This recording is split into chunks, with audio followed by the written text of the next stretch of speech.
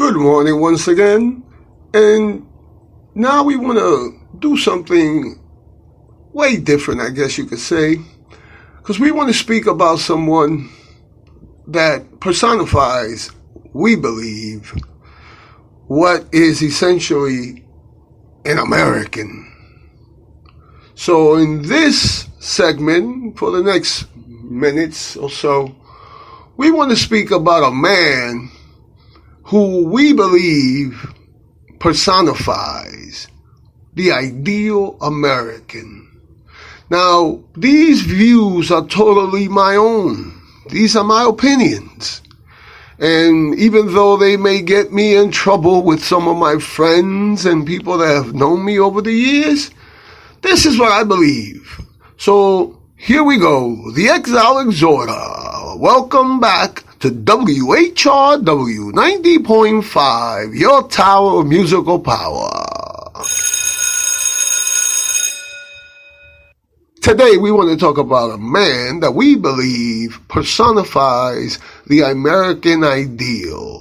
The man we want to talk about is Theodore Roosevelt.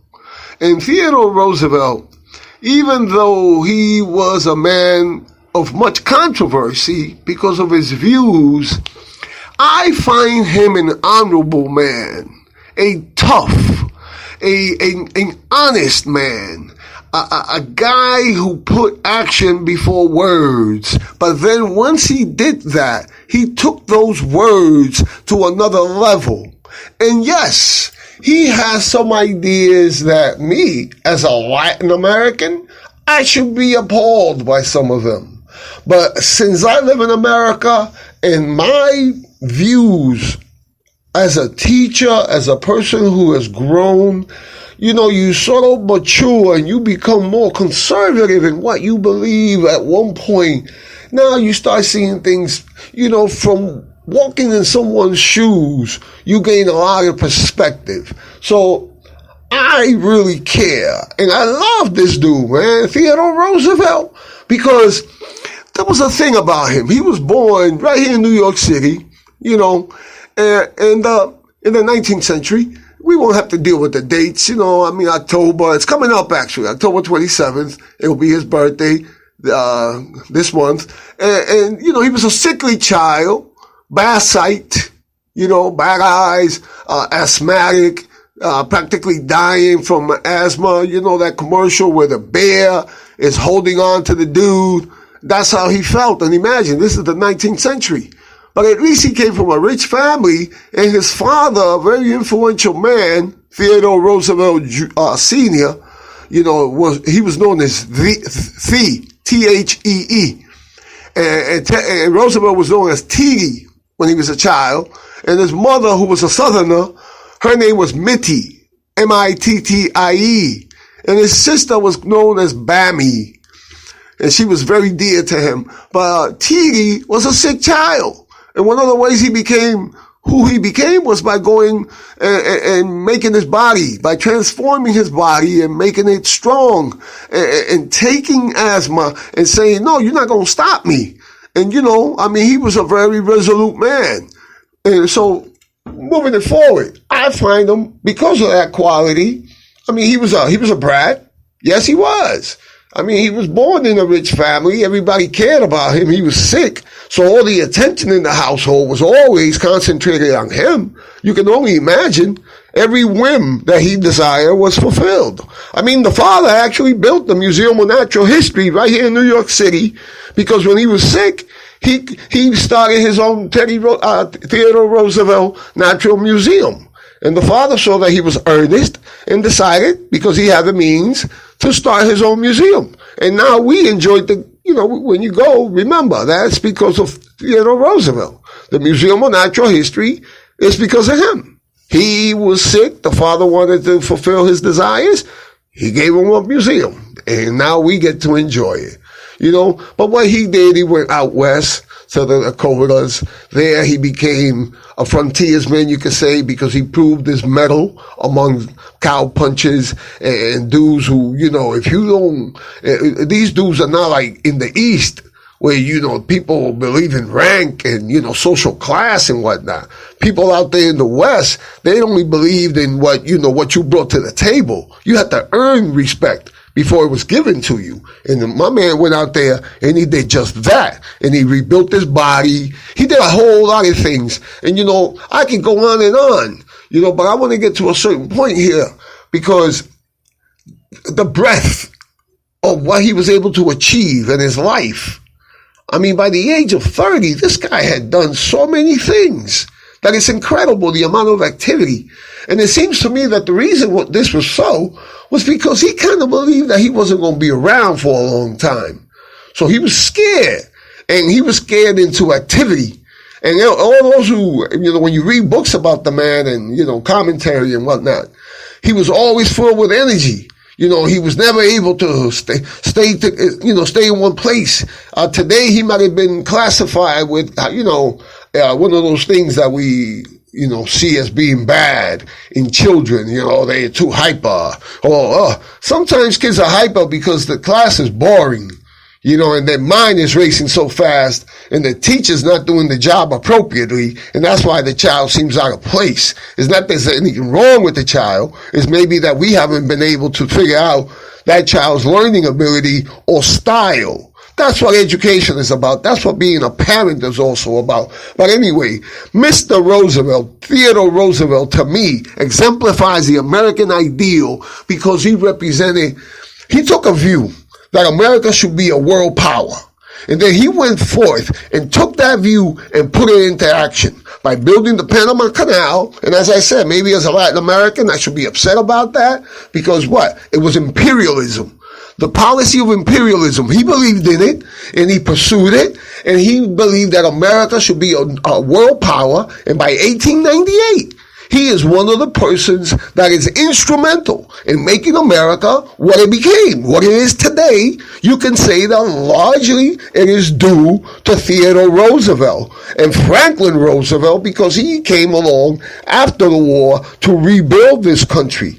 And then there's Eleanor Roosevelt who advanced the cause of women. So the Roosevelts, though they were aristocratic, they came from the Dutch, they were rich, they at least, man, they show some humanity.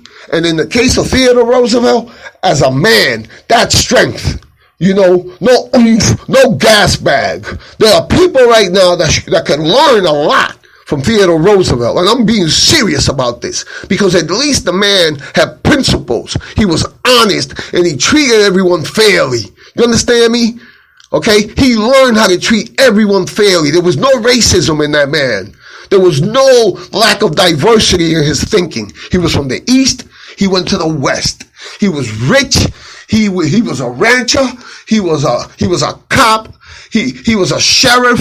He was he was mayor. I mean, he tried to be mayor. He was police commissioner, assistant secretary of the Navy, president of the United States, 26th, and his cousin, his nephew, cousin, whatever it is that Franklin is to him. Because Eleanor Roosevelt was Elliot Roosevelt's daughter. And Elliot was Theodore's younger brother who died early because of alcoholism. But he was the one, when they were young, this is funny, man, when they were young, to people in the streets who saw them together, Elliot was the older one because Elliot was more athletic, Elliot was more debonair, Elliot was more outgoing, and I mean, because he loved women, Theodore was a very strict moralist in his thinking. He was pure until he got married, and his first wife died. And in fact, I mean, this is a man that overcame the death of his mother and his wife, his first wife, on the same day. On the same day, yo. But he didn't let that break him. He took that and he built that. He constructed. He didn't destruct. And the climate we're living in America today is a climate of destruction. Not construction. People are not trying to build. People are trying to destroy. People are trying to divide and conquer because they have no policy. They have nothing in their heads but empty air and grandiose schemes that build up their pomposity. They're filled with air. Theodore Roosevelt was a man of substance, and I stand proud by saying that I believe he was a true American. Abraham Lincoln, yes. You know, Franklin Delano Roosevelt, yes. Ulysses S. Grant, yes. Robert E. Lee, yes. Andrew Jackson, yes. Stonewall Jackson, yes. These men had balls, yo, and they stood for something. I respect that. You know, Obama, I don't know what Obama stood for, so I don't respect him. Sorry. Hillary Clinton, I don't know what she stands for either. Sorry. And I especially don't know what de Blasio stands for, that progressive crap. Give me a break. And to top it all off, at the top of the pyramid, the cream of the crop, 45, the Fifth Avenue Maven, the hotelier, reality TV show. The man never served, never put himself in a position to serve. Yeah, he was in some military academy. That's it. All right? And then he wants to tell people how tough he is. Bring young men to war. 16 years in Afghanistan and nobody has a clue. Theodore Roosevelt would have solved it. Theodore Roosevelt would have went in there and took care of it. You understand me? A man of action. Words, yes, words are important, folks, but you have to be a doer. You have to be a doer. In your daily existence, in your daily living, things have to get done. You see, you can think about it, but you have to get it done. Now, if you're a schlub and all you got to do is sit around, well, shish, you got time to what? To sit around and get old fat and obese, you know, because you ain't got no drive, no motivation. Nothing makes you feel that it's worth living. Because if all you're doing is stuffing your mouth and you know you're hurting yourself, you know, if you're drinking soda and you're eating a bunch of salt and you know you're doing it, man, and all you got to do is complain about, oh, well, yeah, I'm going to get to it. No. Theodore Roosevelt was a man that didn't complain. When he was sick, he faced it and he went forward. He tested himself. He went and climbed mountains. He went hunting for grizzly bears. He put himself in the middle of danger. Maybe there was a sense of vanity in there, of course. You know, there was a problem in his psyche. And I'll tell you what it was. His father, during the Civil War, instead of serving, his father paid 2 men to serve for him. He paid 2. The sum of $300 each, which today would be an incredible sum, not to go to war.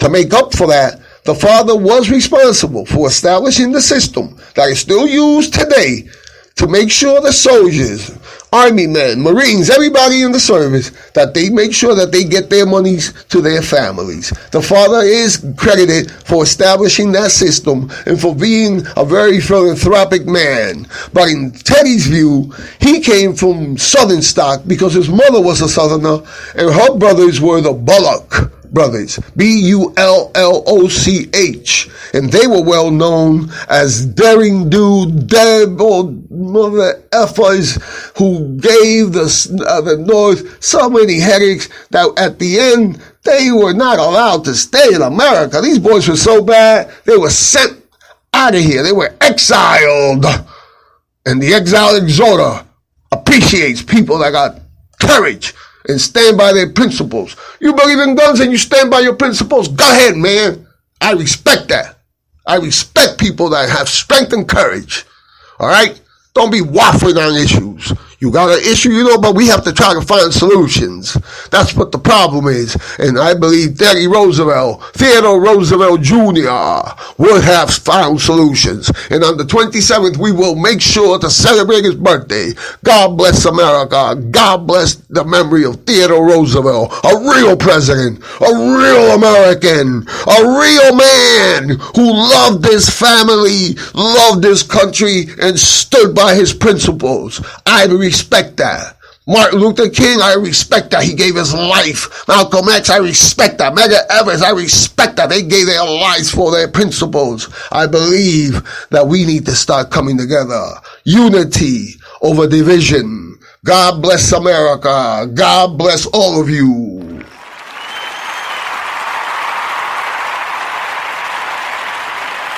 The Exile Exhorter, say